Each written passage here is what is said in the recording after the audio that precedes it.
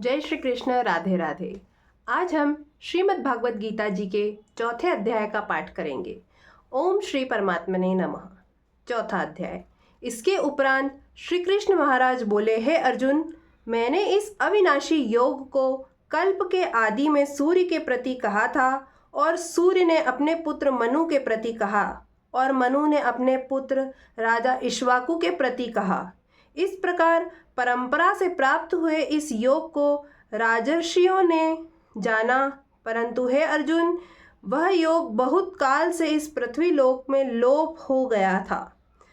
वह ही यह पुरातन योग अब मैंने तेरे लिए वर्णन किया है, क्योंकि तू मेरा भक्त और प्रिय सखा है, इसलिए तथा यह योग बहुत उत्तम और रहस्य अर्थात अति मर्म का विषय है।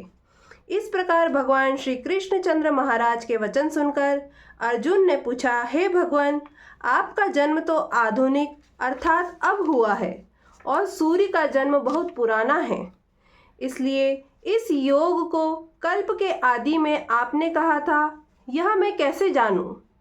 इस पर श्री कृष्ण महाराज बोले, हे अर्जुन, मेरे और तेरे बहुत से जन्म हो चुके हैं, परंतु हे परंतप, उन सब को तू नहीं जानता है और मैं जानता हूँ। मेरा जन्म प्राकृत मनुष्यों के सदृश नहीं है। मैं अविनाशी स्वरूप अजन्मा होने पर भी तथा सब भूत प्राणियों का ईश्वर होने पर भी अपनी प्रकृति को अधीन करके योग माया से प्रकट होता हूँ।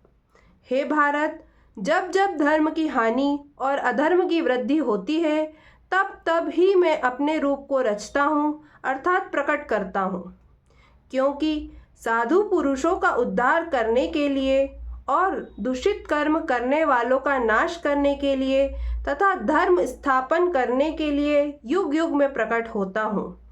इसलिए हे अर्जुन, मेरा वह जन्म और कर्म दिव्य अर्थात अलौकिक है। इस प्रकार जो पुरुष तत्व से जानता है, वह शरीर को त्याग कर फिर जन्म को नहीं प्राप्त होता, किंतु मुझे ही प्राप्त होता है। हे अर्जुन, पहले भी राग, भय और क्रोध से रहित अनन्य भाव से मेरे में स्थित वाले मेरे शरण हुए बहुत से पुरुष ज्ञान रूप तप से पवित्र हुए मेरे स्वरूप को प्राप्त हो चुके हैं। क्योंकि हे अर्जुन, जो मेरे को जैसे भजते हैं, मैं भी उनको वैसे ही भजता हूँ। इस रहस्य को जानकर ही बुद्धिमान मनुष्यगण सब प्रकार से मेरे मार्ग के अनुसार बरतते हैं। जो मेरे को तत्व से नहीं जानते हैं, वे पुरुष इस मनुष्य लोक में कर्मों की फल को चाहते हुए देवताओं को पूजते हैं और उनके कर्मों से उत्पन्न हुई सिद्धि भी शीघ्र ही होती है, परंतु उनको मेरी प्राप्ति नहीं होती। इसलिए तू मेरे को ही सब प्रकार से भज। हे अर्जुन, गुण और कर्मों के विभाग से ब्राह्मण, क्षत्रिय, वैश्य और शूद्र मेरे द्वारा रचे गए हैं। उनके कर्ता को भी मुझ अविनाशी परमेश्वर को तू अकर्ता ही जान, क्योंकि कर्मों के फल में मेरी स्पृहा नहीं है, इसलिए मेरे को कर्म लिपायमान नहीं करते। इस प्रकार जो मेरे को तत्व से जानता है, वह भी कर्मों से नहीं बंधता है, तथा पहले होने वाले मुमुक्षु पुरुषों द्वारा भी इस प्रकार जानकर ही कर्म किया गया है। इससे तू भी पूर्वजों द्वारा सदा से किए हुए कर्म को ही कर। परंतु कर्म क्या है और अकर्म क्या है, ऐसे इस विषय में बुद्धिमान पुरुष भी मोहित है। इसलिए मैं वह कर्म अर्थात कर्मों का तत्व तेरे लिए अच्छी प्रकार कहूँगा कि जिसको जानकर तू अशुभ अर्थात संसार बंधन से छूट जाएगा। कर्म का स्वरूप भी जानना चाहिए और अकर्म का स्वरूप भी जानना चाहिए, तथा निषिद्ध कर्म का स्वरूप भी जानना चाहिए, क्योंकि कर्म की गति गहन है।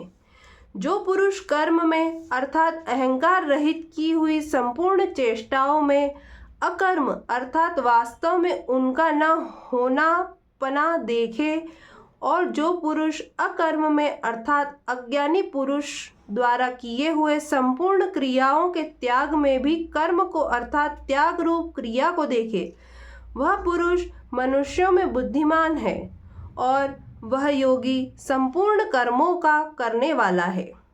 हे अर्जुन, जिसके संपूर्ण कार्य कामना और संकल्प से रहित हैं, ऐसे उस ज्ञान रूप अग्नि द्वारा भस्म हुए कर्मों वाले पुरुष को ज्ञानी जन भी पंडित कहते हैं। जो पुरुष सांसारिक आश्चर्य से रहित सदा परमानंद परमात्मा में तृप्त है, वह कर्मों के फल और संग अर्थात कर्तृत्व अभिमान को त्याग कर कर्म में अच्छी प्रकार बरतता हुआ भी कुछ भी नहीं करता। जीत लिया है अंतःकरण और शरीर जिसने तथा त्याग दी है संपूर्ण भोगों की सामग्री जिसने, ऐसा आशा रहित पुरुष केवल शरीर संबंधी कर्म को करता हुआ भी पाप को नहीं प्राप्त होता है।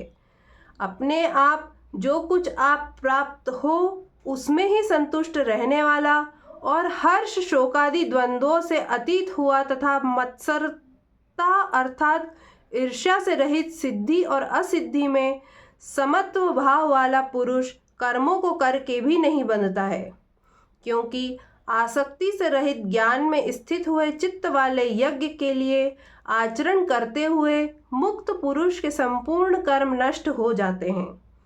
उन यज्ञ के लिए आचरण करने वाले पुरुषों में से कोई तो इस भाव से यज्ञ करते हैं कि अर्पण अर्थात स्त्रुवादिक भी ब्रह्म है और हवि अर्थात हवन करने योग्य द्रव्य भी ब्रह्म है और ब्रह्मरूप अग्नि में ब्रह्मरूप कर्ता के द्वारा जो हवन किया गया है वह भी ब्रह्म ही है। इसलिए ब्रह्मरूप कर्म में समाधिस्थ हुए उस पुरुष द्वारा जो प्राप्त होने योग्य है वह भी ब्रह्मा ही है और दूसरे योगी जन देवताओं के पूजन रूप यज्ञ को ही अच्छी प्रकार उपासते हैं अर्थात करते हैं और दूसरे ज्ञानी जन परब्रह्म परमात्मा रूप अग्नि में यज्ञ के द्वारा ही यज्ञ को हवन करते हैं। अन्य योगी जन श्रोत्रादिक सब इंद्रियों को संयम अर्थात स्वाधीनता रूप अग्नि में हवन करते हैं अर्थात इंद्रियों को विषयों से रोककर अपने वश में कर लेते हैं और दूसरे योगी लोग शाब्दादिक विषयों को इंद्रिय रूप अग्नि में हवन करते हैं अर्थात राग द्वेष रहित इंद्रियों द्वारा विषयों को ग्रहण करते हुए भी भस्म रूप करते हैं। दूसरे योगी जन संपूर्ण इंद्रियों की चेष्टाओं को तथा प्राणों के व्यापार को ज्ञान से प्रकाशित हुई परमात्मा में स्थिति रूप योगाग्नि में हवन करते हैं। दूसरे कई पुरुष ईश्वर अर्पण बुद्धि से लोक सेवा में द्रव्य लगाने वाले हैं। वैसे ही कई पुरुष स्वधर्म पालन रूप तप यज्ञ को करने वाले हैं और कई अष्टांग योग रूप यज्ञ को करने वाले हैं और दूसरे अहिंसादि तीक्ष्ण व्रतों से युक्त यत्नशील पुरुष भगवान के नाम का जप तथा भगवत प्राप्ति विषयक शास्त्रों का अध्ययन रूप ज्ञान यज्ञ के करने वाले हैं। दूसरे योगी जन अपान वायु में प्राण वायु को हवन करते हैं। वैसे ही अन्य योगी जन प्राण वायु में अपान वायु को हवन करते हैं तथा अन्य योगी जन प्राण और अपान की गति को रोककर प्राणायाम के परायण होते हैं। दूसरे नियमित आहार करने वाले योगी जन प्राणों को प्राणों में ही हवन करते हैं। इस प्रकार यज्ञों द्वारा नाश हो गया है पाप जिनका, ऐसे यह सब ही पुरुष यज्ञों को जानने वाले हैं। हे कुरुश्रेष्ठ अर्जुन, यज्ञों के परिणाम स्वरूप ज्ञानामृत को भोगने वाले योगी जन सनातन परब्रह्म परमात्मा को प्राप्त होते हैं और यज्ञ रहित पुरुष को यह मनुष्य लोग भी सुखदायक नहीं है। फिर परलोक कैसे सुखदायक होगा? ऐसे बहुत प्रकार के यज्ञ वेद की वाणी में विस्तार किए गए हैं। उन सबको शरीर, मन और इंद्रियों की क्रिया द्वारा ही उत्पन्न होने वाला जान। इस प्रकार तत्व से जानकर निष्काम कर्म योग द्वारा संसार बंधन से मुक्त हो जाएगा। हे अर्जुन, सांसारिक वस्तुओं से सिद्ध होने वाले यज्ञ से ज्ञान रूप यज्ञ सब प्रकार श्रेष्ठ है, क्योंकि हे पार्थ, संपूर्ण यावन मात्र कर्म ज्ञान में शेष होते हैं, अर्थात ज्ञान उनकी पराकाष्ठा है। इसलिए तत्व को जानने वाले ज्ञानी पुरुषों से भली प्रकार दंडवत प्रणाम तथा सेवा और निष्कपट भाव से किए हुए प्रश्न द्वारा उस ज्ञान को जान। वे मर्म को जानने वाले ज्ञानी जन तुझे उस ज्ञान का उपदेश करेंगे कि जिसको जानकर तू फिर इस प्रकार मोह को प्राप्त नहीं होगा।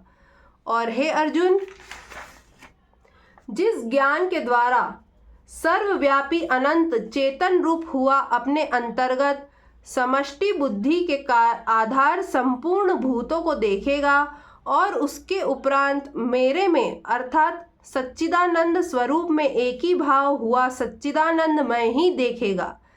यदि तू सब पापियों से भी अधिक पाप करने वाला है तो भी ज्ञान रूप नौका द्वारा निसंदेह संपूर्ण पापों को अच्छी प्रकार तर जाएगा। हे अर्जुन, जैसे प्रज्वलित अग्नि ईंधन को भस्म कर देता है, वैसे ही ज्ञान रूप अग्नि संपूर्ण कर्मों को भस्म कर देता है। इसलिए इस संसार में ज्ञान के समान पवित्र करने वाला निसंदेह कुछ भी नहीं है। उस ज्ञान को कितने ही काल से अपने आप समत्व बुद्धि रूप योग के द्वारा अच्छी प्रकार शुद्धांतकरण हुआ पुरुष आत्मा में अनुभव करता है। हे अर्जुन, जितेंद्रिय तत्पर हुआ श्रद्धावान पुरुष ज्ञान को प्राप्त होता है। ज्ञान को प्राप्त होकर तत्क्षण भगवत प्राप्ति रूप परम शांति को प्राप्त हो जाता है। हे अर्जुन, भगवत विषय को न जानने वाला तथा श्रद्धा रहित और संशय युक्त पुरुष परमार्थ से भ्रष्ट हो जाता है। उनमें भी संशय युक्त पुरुष के लिए तो न सुख है और न यह लोक है, न परलोक है, अर्थात यह लोक और परलोक दोनों ही उसके लिए भ्रष्ट हो जाते हैं। हे धनंजय, समत्व बुद्धि रूप योग द्वारा भगवत दर्पण कर दिए हैं संपूर्ण कर्म जिसने और ज्ञान द्वारा नष्ट हो गए हैं सब संशय जिसके, ऐसे परमात्म परायण पुरुष को कर्म नहीं बांधते हैं। इससे हे भरतवंशी अर्जुन, तू समत्व बुद्धि रूप योग में स्थित हो और अज्ञान से उत्पन्न हुए हृदय में स्थित इस अपने संशय को ज्ञान रूप तलवार द्वारा छेदन करके युद्ध के लिए खड़ा हो। इति श्रीमद् भगवद गीता रूपी उपनिषद एवं ब्रह्म विद्या तथा योग शास्त्र विषयक श्री कृष्ण और अर्जुन के संवाद में ज्ञान कर्म संन्यास योग नामक चौथा अध्याय समाप्त होता है। ओम श्री परमात्मने नमः। जय श्री कृष्ण। राधे राधे।